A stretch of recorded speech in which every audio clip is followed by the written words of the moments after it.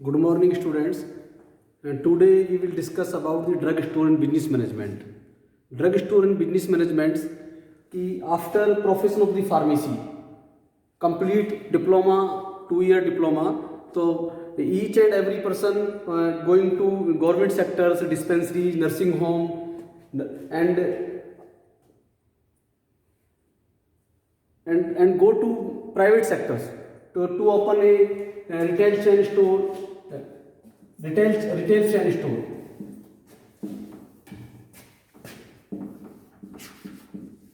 Retail chain store mean to open a drug store. Drug store खोलने के लिए कुछ एप्टीट्यूड्स चाहिए, कुछ टैक्ट चाहिए. वो टैक्ट आपको फार्मेसी काउंसिल ऑफ इंडिया ने 1991 के अंदर जब न्यू एजुकेशन पॉलिसी आई थी तो उसके अंदर डीएसबीएम के सब्जेक्ट को इंट्रोड्यूस किया था, drug store and business management. Drug store and business management mean कि each and every person busy in each and every profession.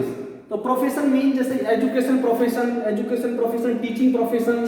Second is the medical profession, allied profession, medical allied profession, pharmacy profession.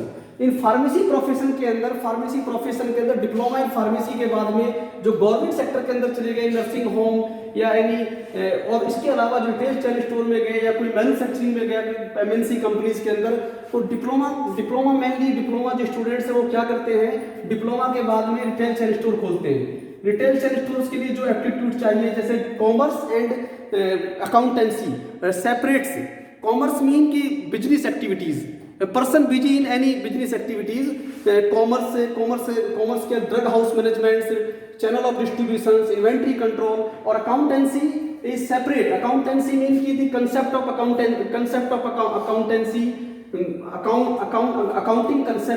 Accounting concept के अलग, transaction of accounting concept. तो commerce क्या है? Commerce एक business activities है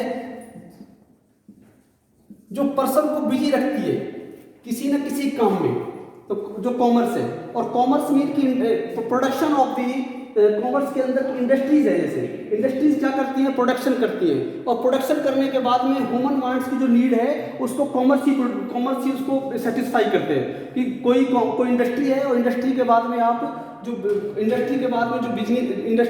जो goods produce कर रहे हैं, तो वो प्रोड्यूस जो ह्यूमंस की वांट है उसको वो उससे पूर्ति हो रही है. तो कैसे पूर्ति हो रही है? जब कोई इंडस्ट्री का कोई प्रोडक्शन हो रहा है.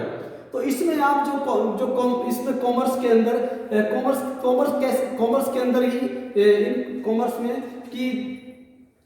कॉमर्स में जैसे कॉमर्स के ऐसे अकेले तो कॉमर्स भी सक्सेस नहीं है.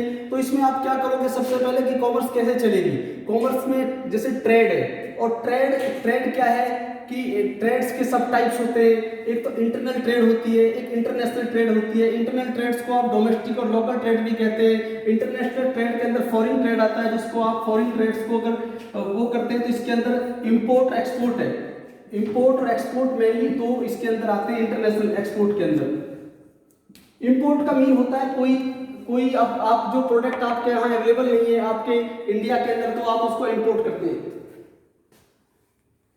और एक्सपोर्ट जो आपके पास में है आप उसको किसी दूसरी कंट्री के अंदर भेज रहे हो, उसको एक्सपोर्ट कहते हैं. तो इसके बीच की एक टर्म्स है इंटरपोर्ट. इंटरपोर्ट का मतलब है कि आप किसी तीसरी कंट्री से वो चीज ले रहे हो और जो आपके पास में अवेलेबल नहीं है, और आप उसको क्या इंटरपोर्ट, कि आप उसको एक्सपोर्ट कर रहे हो. That is called interport trade. तो ट्रेड के जो ट्रेड्स का मतलब है exchange of the goods. Trade mean exchange of the goods. Exchange of good is called trade. इस ट्रेड जो है अकेले नहीं चला सकते. तो ट्रेड जो है अकेले नहीं चल सकती. तो इसके चारों ओर जो हेल्प करती है वो क्या क्या करती है, जो बिजनेस है. क्योंकि आप कोई बिजनेस कर रहे हो तो वो कामयाब नहीं है अगर आपके पास में बैंकिंग नहीं है तो वो आपका कामयाब नहीं है जो ट्रेड है. दूसरा, अगर आपके पास में ट्रांसपोर्ट का सिस्टम नहीं है तो आपका ट्रेड नहीं चल सकता. वेयर हाउसिंग नहीं है तो आपका ट्रेड कामयाब नहीं है. तो वेयर हाउसिंग भी, तो ट्रेड जो है, अब जैसे ट्रेड में बैंकिंग क्या है, क्रेडिट फैसिलिटीज देगा जो एक्सचेंज ऑफ द गुड्स है. क्योंकि इसको प्रॉब्लम्स आएगी कैपिटल की प्रॉब्लम आएगी, तो कैपिटल की प्रॉब्लम को बैंकिंग सेक्टर, क्रेडिट है, डेबिट पे कोई सामान ले रहे हो आप तो क्रेडिट करोगे। वेयर हाउसिंग का कि अगर आपने कोई ट्रेड में अगर कोई सामान कोई कहीं आपको पहुंचाना है, ट्रांसपोर्टेशन, तो वो ट्रांसपोर्टेशन डायरेक्ट नहीं होगा, पहले आप वेयर हाउसिंग, कोई चीज मुंबई में मैन्युफैक्चरिंग हो रही है और आपको वो नुहू में पहुंचानी है, तो आप पहले वेयर हाउसिंग, और वेयर हाउसिंग अवेलेबल कहाँ होते हैं, इनके भी सब टाइप्स होते हैं वेयर हाउसिंग के भी। इसके सब टाइप्स क्या होते हैं, ये पब्लिक प्राइवेट वेयर हाउस भी होते हैं, कुछ पब्लिक प्राइवेट वेयर हाउस होते हैं और कुछ governments warehouse, government limited warehouses होते हैं। ये वेयर हाउसेज जो है ये अपना रेंट लेते हैं एज पर, जैसे जितनी ड्यूरेशन तक आप उसमें सामान रखोगे। इसके अंदर रिस्क, ट्रेड के अंदर ही एक है रिस्क बियरिंग।